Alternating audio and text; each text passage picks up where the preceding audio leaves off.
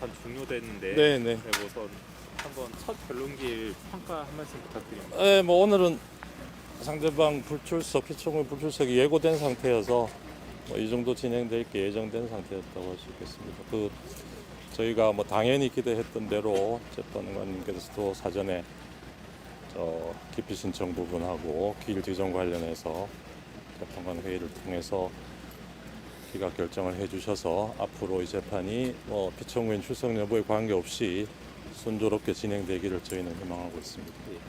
어쨌든 기피 신청이 기각되긴 했는데 네. 김미수 변호사님은 계속 대리인단에 계시는 걸로. 네, 현재로서는 그렇습니다. 뭐 다른 결정을 할 이유가 없다고 저희는 생각합니다. 그리고 그 피청구인 측에서 어제 의견서 4개 냈고 네, 그 일괄 변론기일 지정한 거에 대해서도 취소해달라 네. 뭐 이런 요청을 하고 했는데 네.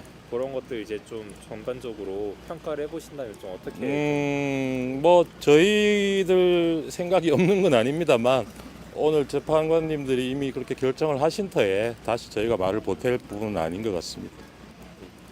뭐 좀 상대방의 재판 뭐 지연 전략이라고 좀 평가하시는지.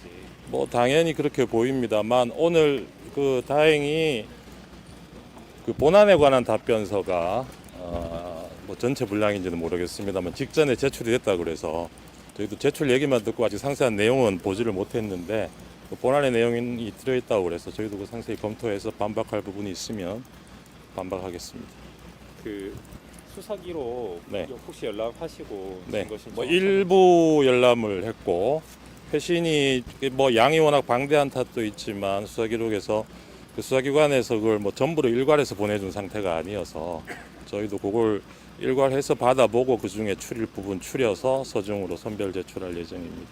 혹시 뭐 어떤 부분 중점적으로 좀 증거 신청하실지? 그거는 지금 뭐 세세하게 말씀드리기는 어렵고요. 그게 저쪽 피청구인 쪽에 오늘 본안에게서 어떤 답변을 하고 있는지 하고도 연관이 되어 있습니다. 피청구인이 다투는 부분에 대해서 저희가 주로 입증을 해야 될 테니까요.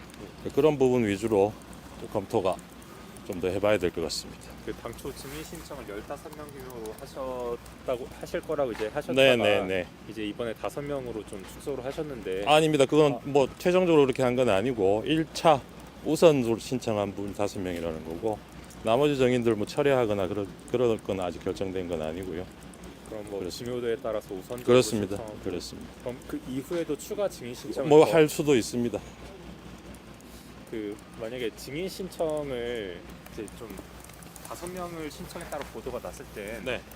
심판을 좀 신속하게 하기 위해 좀 줄였다 뭐 이런 취지로 좀 이렇게 보도된 뭐 적도 신속하게 하는 게 저희들이 바람이긴 한데 그게 재판부께서 뭐 재판 일정이야 정하시는 거고 저희로서는 이제 증인의 어떤 증인을 먼저 신문할지는 저희는 이제 신청하는 입장에서 그렇게 저희 나름대로 우선도를 평가해서 그렇게 신청을 한 것입니다. 그렇게 이해해 주시면 됩니다. 그러면 15명을 다 신청할 수도 있다. 지금으로서는 그렇게. 네네, 그 부분은 아직 열려 있습니다. 예. 혹시 뭐 이렇게 그 다음 기일에는 네, 본격적으로 이제 요지나 뭐 이런 것들이 진술이 되고 할 텐데. 네네. 좀 어떤 전략을 갖고 계신지. 뭐 전략이랄 게 따로 있겠습니까? 저희는 탄핵소추 의결서에 기재된 탄핵 소추 사유의 요지를 낭독하는 순서가 지금 예정되어 있는 거기 때문에 그걸 기초로 충실하게 준비할 예정입니다. 그리고 그 피청구인 측에서 어제 네, 그 내란 부분 형법상 이 부분을 네. 서면으로 좀 철회를 정리해라. 네, 뭐 이렇게 요구했는데. 네. 좀 이 부분을 좀 어떻게 이해하고 계시고 좀 앞으로 어떻게 하실 생각이신 건지. 네, 저희는 그 부분 어제 제출한 저희 서면, 그 부분 쟁점이 포함된 서면을 제출했습니다. 그 전에 저희가 가졌던 기자분들 간담회에서도 제가 뭐 자세하게 설명을 드린 바와 마찬가지로 저희는 기존의 탄핵 소추 의결서에 들어있는 구체적 소추 사유, 그러니까 사실관계로서의 소추 사유는 전혀 변동 없이 그대로 유지를 하고 있고요.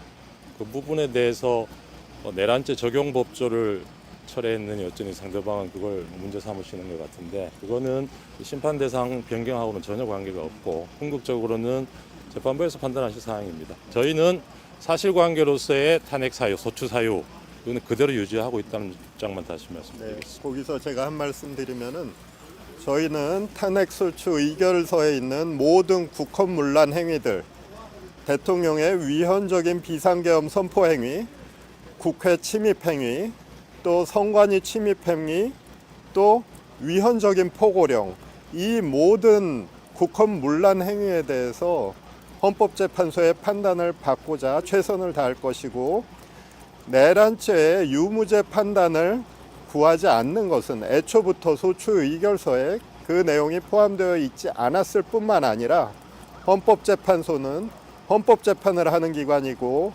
탄핵심판은 헌법재판과 일종의 행정재판의 성격을 갖고 있는 재판입니다. 더욱이 대통령의 직무정지 상태라는 것은 국가적 혼란 상태이기 때문에 하루빨리 신속하게 이 혼란 상태를 극복하기 위해서는 신속한 재판이 필요하고, 형사 유무죄 판단을 하기 위해서는 장기간의 시간이 걸리기 때문에, 그런 이유에서 저희는 국헌문란 행위들 모두에 대해서 판단을 구하지만 형사 유무죄 판단에 대해서는 구하지 않는 그런 취지입니다.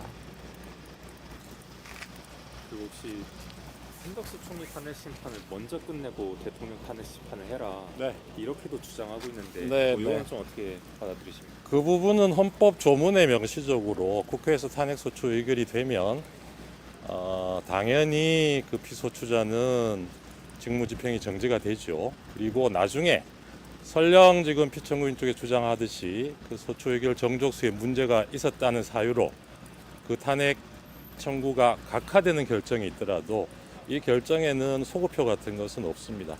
각하 결정이 되면 그때부터 피소추자의 직무집행 권한이 살아날 뿐이지 소급하는 효력은 전혀 없기 때문에, 이 소추 의결 정족수가 문제가 된다 하더라도 그 탄핵 소추 의결 이후에 그 지금 부총리에 의한 권한 대행에 의해서 임명된 재판관님의 뭐 자격 유무, 그 부분에 영향을 미칠 소지는 전혀 없다고 저희들은 생각입니다.